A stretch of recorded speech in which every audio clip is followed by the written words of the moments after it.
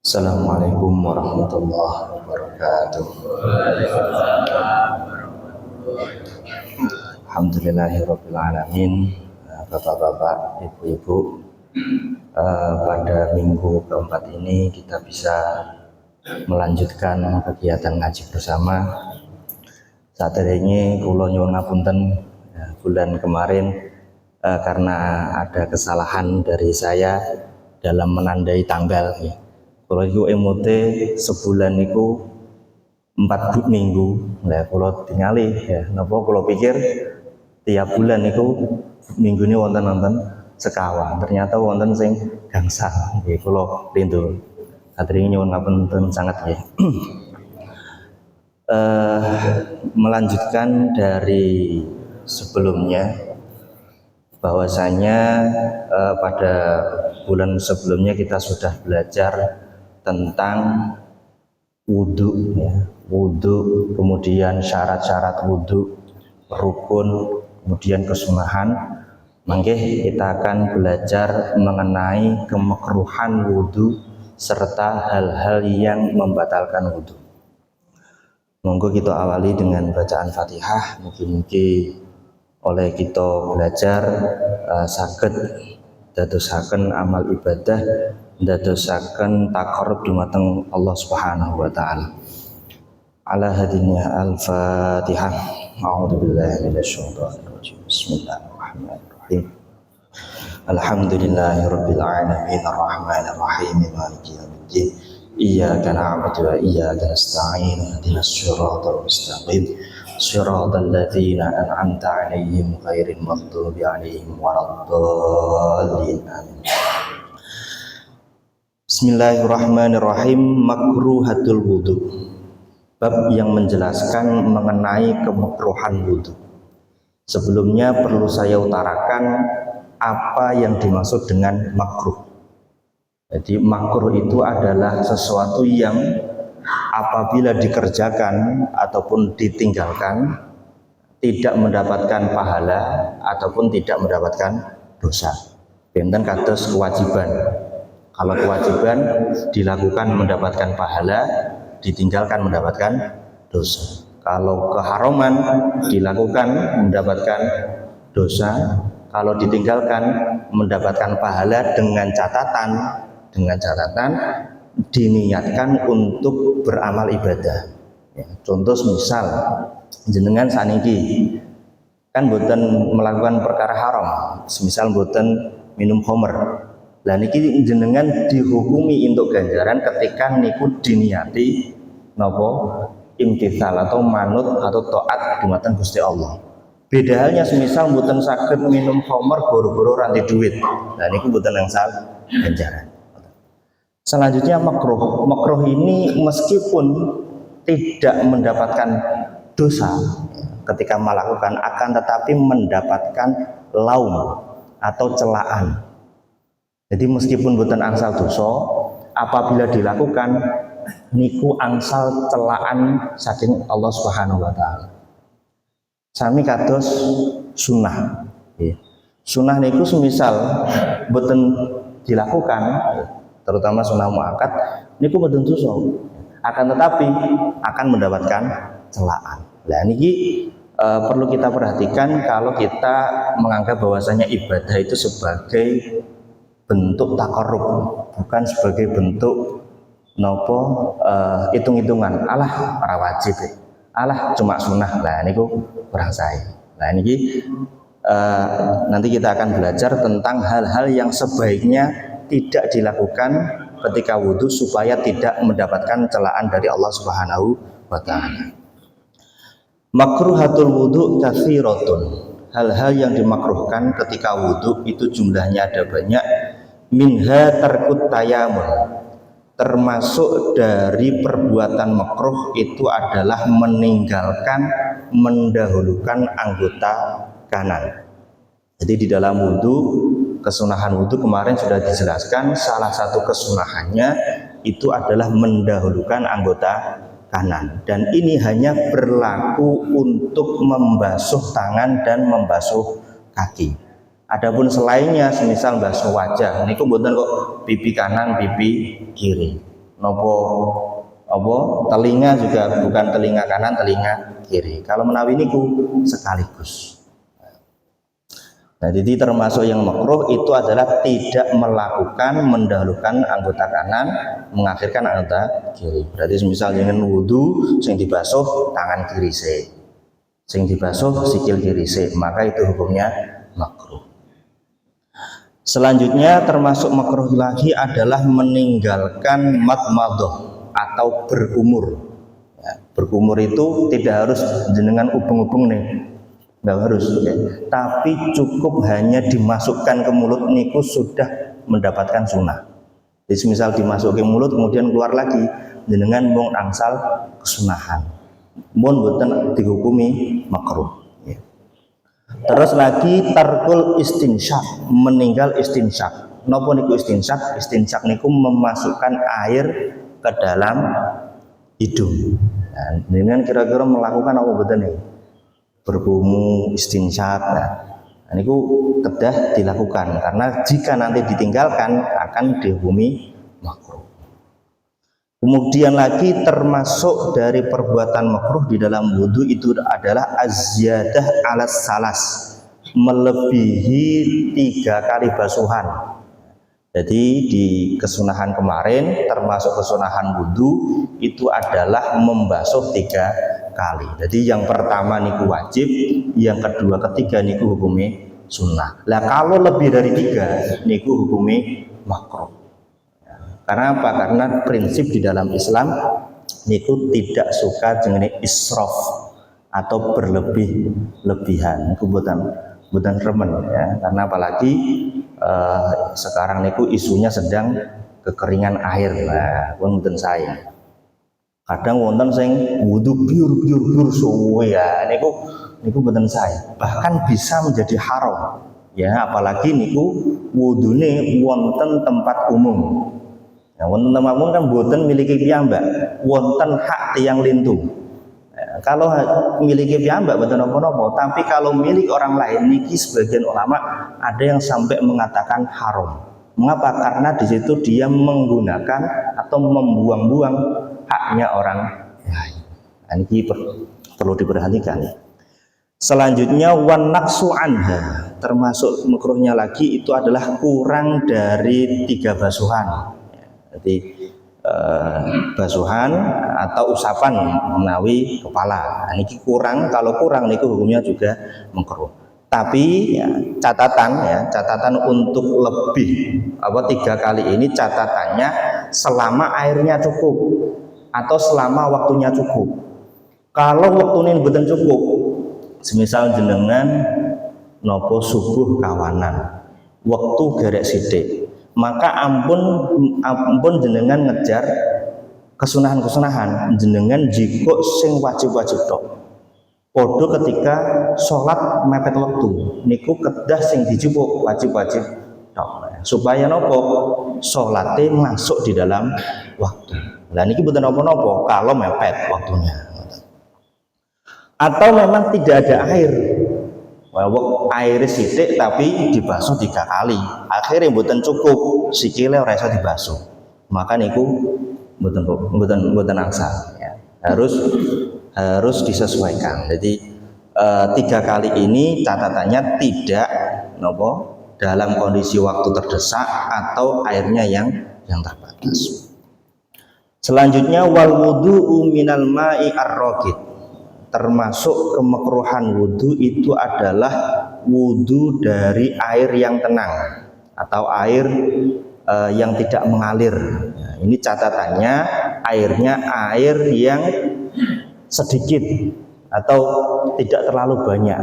Mengapa demikian? Sebagian ulama mengalasi karena air tersebut itu diragukan kesuciannya, ya. Kalau air niku pas-pasan niku kan mamang niku suci nopo boten, ya. Sedikit membahas mengenai air. Jadi menawi ten madhab Syafi'i niku air terbagi menjadi 2, wonten air sedikit, wonten air banyak. Air sedikit itu air yang kurang dari 2 kolah. Kalau air yang banyak itu air yang lebih dari 2 kolah. Saat ini 2 kolah niku nopo? Nah, kolah kan beda-beda. Ono kolah yang cilik, ono sekolah sing gede. Jadi kolah niku sebenarnya sejarahnya niku ukuran pada masa lampau. Yang mana 2 kolah niku kalau dikonversi ke liter, niku sebagian ulama ada yang mengatakan 270 liter. Kira-kira banyak lah betul. Banyak ya. Jadi kalau kurang dari 270 liter itu kalau versi fikih dikatakan air sedikit. Ya. Kalau lebih dari 270 liter dikatakan air banyak. Nah niki mengenai kenajisannya, niki hukumnya apabila airnya kurang dari 2 kolah, jika terkena najis, niki menawi ten fikih Syafi'i ya, niku maka airnya hukumnya najis meskipun tidak berubah. Ya, misal air 100 liter ketibanan tai cecak, kira-kira berubah napa mboten? 100 liter berubah napa mboten? Mboten kan ya. Niku cara fikih pendapat yang kuat niku hukumnya najis. Maka mboten angsal wudu beto niku, mboten angsal minum beto niku. Nah, cuma ya, kalau kita mengikuti pendapat yang ini, niku agak kerepotan. Kira-kira kerepotan betul. Nah, faktanya karena di sekitar kita kados sing ten SPBU, kira-kira kolahe niku wonten sing 270 liter napa mboten? Mboten ya, cilik-cilik rata-rata gitu. Nah, niku wonten sing pendapat sing mengatakan selama airnya tidak berubah, maka dihukumi suci meskipun terkena najis. Niki bisa kita gunakan karena kalau kita menggunakan pendapat yang paling kuat niku kita kerepotan jogone niku angel ya.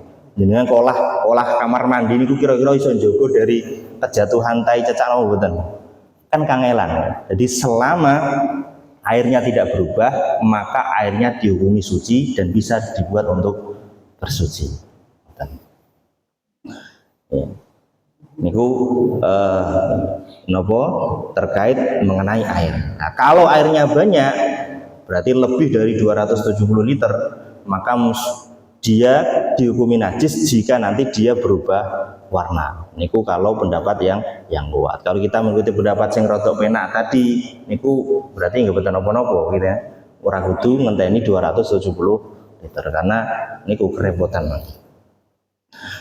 Selanjutnya wal wudu min fadlil mar'ati, termasuk kemakruhan wudu itu adalah wudu menggunakan air sisa dari perempuan. Ya, jadi kalau versi ini dikatakan laki-laki kalau bisa tempatnya ya laki-laki, perempuan.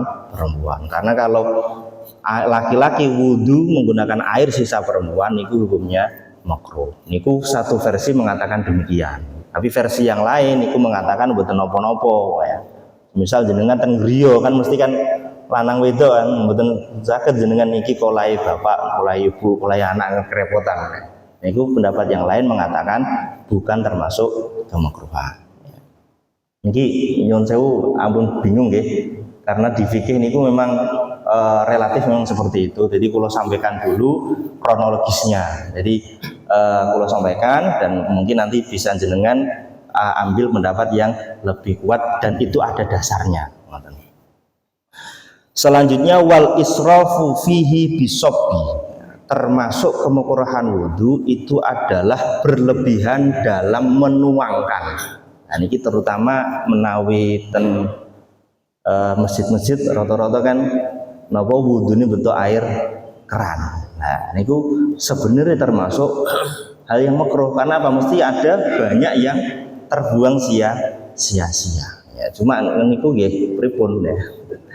Kalau bisa berarti diminimalisir. Nah, misal kerane niku mboten jenengan buka gede ngoten di sithik-sithik. Kersane mboten karena hukum makruh. Padahal wonten kurang gede kurang marem lah. Padahal niku wonten air sing terbuang sia-sia. Niku cara fikih hukume makruh. Bon niku diantaranya. Terus wonten termasuk kemakruhan wudu niku wudu dalam kondisi telanjang. Ya, biasanya mantun mandi terus wudu. Nah niku diusahakan jenengan pakai baju dulu baru kemudian wudu, karena wudu itu termasuk nopo ibadah. Bahkan sebagian ulama mengatakan wudu itu adalah silahul mukmin, wudu itu pedangnya wong mukmin ya, karena dengan wudu itu orang mukmin itu menggunakan apa berbagai ibadah, jenengan sholat, jenengan tawaf, jenengan maca Quran. Nah, bahkan misal jenengan badhe sare niku disunahkan wudu. Bahkan ngapunten badhe kumpul kalih garwa niku disunahkan untuk wudu. Supaya nopo? Supaya ketika kumpul dalam kondisi suci. Lah kan nopo mboten padha wae Gus. Nah, jenengan wudu kemudian demek bojo kira-kira batal mboten? Batal. Padha wae napa mboten? Benten. Karena mengapa? Di dalam kajian ulama tasawuf itu kalau orang wudu niku dosa-dosa sing nemlek ten anggota niku do rontok. Jadi ketika jenengan kumpul kalih garwa kondisi sampun wudu niku dosa-dosa mun rontok sedanten. Akhirnya kondisi suci menawi dados lare ingkang salehah. Ngoten niku bedane ngoten. Jadi padha wae kan demek mangke nggih batal. Ngoten. Benten nggih benten. Bon niku kemekruhan wudu. Lajeng nawaqidul wudu, hal-hal yang membahas mengenai hal yang membatalkan wudu. Nawaqidul wudu'i arba'atun. Hal yang membatalkan wudu atau perkara yang membatalkan wudu itu jumlahnya ada 4. Al-awwal al-kharij min ahadis sabilaini illal maninya. Yang pertama itu adalah keluarnya sesuatu dari salah satu dua jalan kecuali mani. Jadi yang membatalkan wudu itu adalah keluarnya sesuatu, baik sesuatu itu yang biasa ya, kados buang air kecil, buang air besar, atau yang tidak biasa kados misal keluar darah, keluar nanah, keluar napa malih keluar biji-bijian, misal jenengan bermaam semongko metu semongkone bijine ya. Niku termasuk hal yang membatalkan wudu. Baik yang biasa ataupun yang tidak biasa. Baik yang suci, baik yang najis kados buang air besar, air kecil, atau yang suci, misal nopo kados keluar nopo biasanya rawitan niku no metu biji lombok nopo ular kadang wonten sing medal. Niku dia termasuk benda yang suci, tapi itu termasuk hal yang membatalkan wudu. Bahkan semisal balik maneh, jadi dintoke mlebu meneh niku sudah membatalkan wudu. Kadang ngapunten buang air besar metu mlebu meneh. Nah, niku sudah dikatakan membatalkan wudu ya. Karena yang membatalkan itu bukan bendanya tapi proses keluarnya. Ya. Keluar dari dua jalan kubul ataupun dubur kecuali mani. Ya, kalau mani ini tidak membatalkan wudu tapi mewajibkan mandi. Jadi mewajibkan mandi kalau mani. Jadi kalau di dalam fikih niku wonten pembahasan mani, madhi, wadi.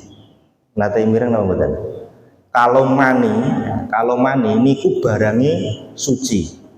Misal jenengan napa bajune terkena mani damel salat niku mboten napa-napa karena barange suci. Tapi mewajibkan mandi. Terus wonten namine madhi.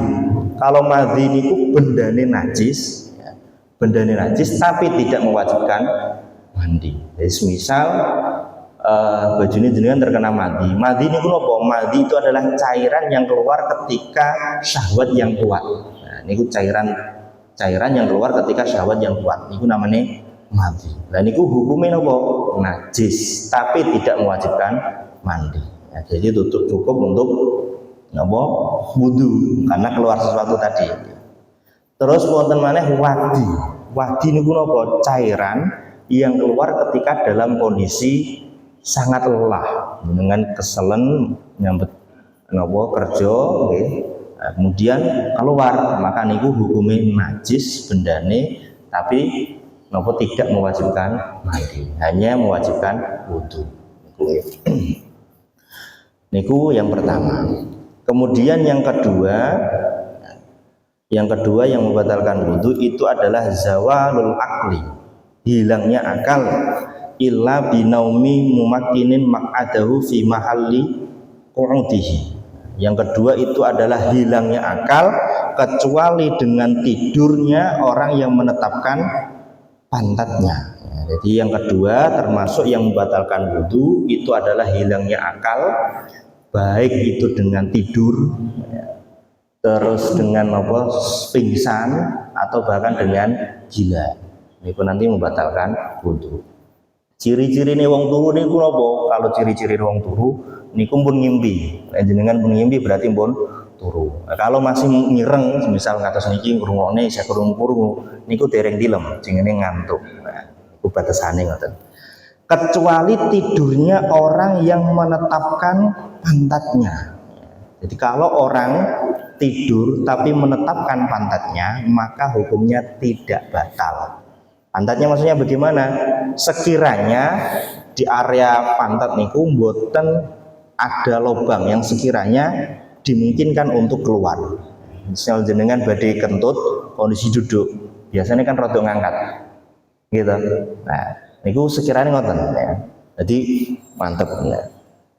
Niku semisal tilem bahkan ngimpi niku tidak membatalkan wudu. Ya, kecuali semisal jenengan nopo turunnya kondisi tegak, tiba-tiba ndelosor, berarti kira-kira buka nopo mboten? Buka, berarti mangke wudune batal. Nah, biasanya nak sing jamaah laki-laki niku pas khutbah Jumat. Nah, biasanya sing mboten telaten niku nggih pas khutbah Jumat kan enak to panas-panas diterangne karo merem ya. Lah niku semisal kok turune karo napa tangannya diselonjorke wonten biasane cah cilik-cilik ngoten nggih. Nah, berarti niku bokonge buka. Berarti wudune batal. Ya, atau geledak. Nah, geledak niku juga napa wudune batal. Meskipun ya menetapnya itu sambil selendetan. Jenengan turu karo selendetan. Ya, niku mboten napa-napa. Ya, sing penting bokonge niku aman. Ya, sing penting niku. Ya. Yang biasanya yang kula tingali niku ya sing cilik-cilik napa ingkang sing dereng ngertos ya, niku biasanya kadang ngeten nah diangkat ya pas turun. Nah niku nanti wudune batal menawi jenengan ningali jenengan kedah mengingatkan ya. Mas Pak wudune jenengan batal, jenengan kedah wudu riyin. Karena kalau tidak nanti sholat Jumatannya tidak sah. Bon. Selanjutnya yang ketiga ya, yang membatalkan wudhu lagi itu adalah iltiqa'u basyaraiti rajul wal mar'ati al kabiraini al ajnabiyaini min ghairi ha'irin. Termasuk hal yang membatalkan wudhu lagi adalah bertemunya kulit laki-laki dan perempuan yang telah besar dan ajnabi tanpa ada penghalang. Nah, ini pertemuan kulit ya. Kulit ini yang dimaksud itu adalah kulit luar ya.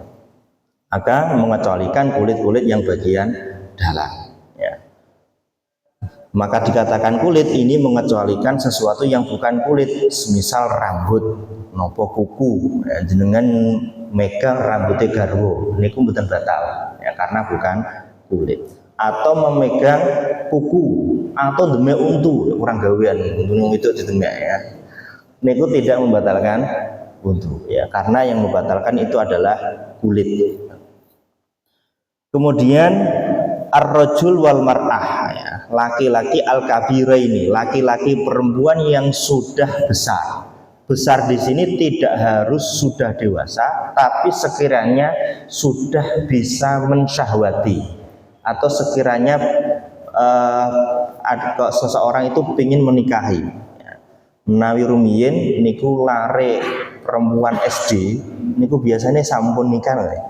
Nah, riyen zaman riyen niku kan perempuan lulus SD niku biasanya sampun nikah. Berarti kan lulus SD pun nopo nyahwati pun apa gawrei pingin nikah. Nah, itu sekiranya ngoten. Tapi menawi cah cilik nggih mboten, semisal 1 tahun, 2 tahun ya mboten. Ya, sekiranya yang mensyahwati. Jadi enggak harus balik, enggak harus balik. Kemudian yang al-ajnabiyah ini, yang mana laki-laki dan perempuan tadi tidak ada ikatan mahram. Mahram niku wonten 3. Wonten dengan nasab, wonten dengan persusuan, wonten dengan musaharah atau pernikahan. Ya, menawi nasab kados persentuhan dengan ibu, mbah, anak, saudara kandung, niku tidak membatalkan karena napa mahram dengan nasab. Wonten mahram birodho, yaitu mahram sebab persusuan. Menawi zaman riyen niku biasa napa lare nyusu dengan ibu lindu niku biasa. Menawi sekarang kalau kok mboten ngertos niki pun susu nopo formula sedanten ya, super sedanten. Nah niki semisal anten hubungan maka nanti tidak batal. Terus yang ketiga mahram dengan pernikahan, semisal jenengan kalih mertua niku mboten membatalkan meskipun sudah cerai, niku tidak membatalkan ya. Niku jalan mahram. Berarti selain niku maka hukumnya ajnabi. Kalau ajnabi berarti kalau persentuhan hukumnya batal. Syaratnya lagi persentuhannya min ghairi hailin, tanpa ada penghalang. Penghalang yang dimaksud di sini adalah penghalang persentuhan antara laki-laki dan perempuan. Karena bahasa penghalang niku beda bab, beda maksud. Contoh semisal napa nutup aurat ya. Nutup aurat niku kedah nutup warna kulit. Misal jenengan pakai baju transparan, beto plastik. Auratnya ditutup tapi kulitnya jero ketok kabeh. Niku tetap tidak dikatakan nutup aurat. Nah, semisal niki persentuhan laki-laki dan perempuan meskipun barangnya niku transparan tapi bisa mencegah persentuhan, maka itu tetap dikatakan penghalang. Meskipun transparan tetap dihukumi penghalang. Nanti yang membatalkan itu persentuhan kulit laki-laki perempuan yang dewasa atau yang mensyahwati tadi, yang tidak ada hubungan mahram dan juga tanpa ada penghalang. Berarti nanti kalau ada penghalang atau dengan mahram maka tidak membatalkan. Nah, dalam hal ini ya, biasanya pun tirose menawi tiang-tiang ingkang tawaf ya, niki termasuk hal-hal yang membatalkan wudhu sing sulit dijaga.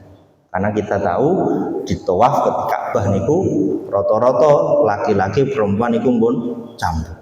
Menawi kita memegang pendapat Asy-Syafi'i niku kita nanti akan kesulitan ya. Pelaku rong jangkah wis kedemek wong wedok. Padahal wudune tirose tebih, ya, tirose tebih. Karena kula dereng nate umroh dadi tirose ngoten nggih.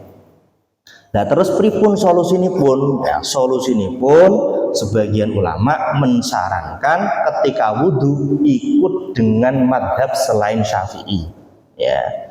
Nah, supaya nanti nopo tidak batal karena wonten pendapatnya Imam Malik niku persentuhan laki-laki dan perempuan niku tidak membatalkan wudhu ya. Tapi dengan syarat mboten syahwat. Kira-kira wong tawaf kok syahwatan kan yo kurang gawean ya. Wah ibadah kok syahwatan kan kurang gawean. Nah, syaratnya pripun menawi kita pindah madhab dan madhab Imam Malik, syaratipun diantaranya niku nopo menawi ten Syafi'i niku ketika membasuh kepala niku kan hanya sebagian kepala dengan ngusap kepala ya, ngusap niku kan kalau Syafi'i hanya sebagian, satu helai saja itu sudah cukup. Tapi kalau menurut Imam Malik niku harus seluruh kepala. Nah ini yang perlu diperhatikan. Terus kemudian kalau menurut Imam Malik niki ketika wudhu wajib dikosoi. Jadi mbok aja dikosoi, tangan dikosoi. Nah, niku menawi Syafi'i ya kan sing penting teles. Ya, jadi menawi jenengan mangke tawaf niki wudune dengan perhatikan sing ditambahi ngosoki kalih ngusap seluruh kepala. Nah, ketika pun ngoten jenengan ketika tawaf persentuhan dengan lawan jenis niku mboten batal karena sudah sesuai dengan madhab Imam Malik. Saged dipahami ya. Nggih, niku sebagai solusi biar nanti ibadah kita sah. Jadi tetap harus ada landasan. Ojo kadang wonten sing tiyang niku walah pokoknya sementing aku ibadah tompo ora tompo karepe. Lah niku ampun ngoten ya, karena wonten aturannya. Harus jelas kita ikut dengan siapa. Bon. Niku yang ketiga. Terus yang terakhir ar-rabi' massu qubulil adami. Au halaqati duburihi bibatnir rohati au butunil asobi. Yang membatalkan wudhu yang keempat itu adalah menyentuh kubul manusia atau lingkar dubur dengan epek-epek dalam atau dengan jari-jari dalam. Jadi termasuk membatalkan wudhu itu adalah menyentuh kubul. Kubul niku dalan ngarep. Menawi laki-laki yang membatalkan niku menyentuh batang zakarnya. Ini kalau jelaskan karena ini kedah dijelaskan ya. Jadi batang zakarnya niku yang membatalkan. Kalau menyentuh rambutnya atau menyentuh nopo skrotum atau sing telurnya niku tidak. Jadi yang membatalkan itu hanya batangnya saja kalau laki-laki. Jadi yang membatalkan itu.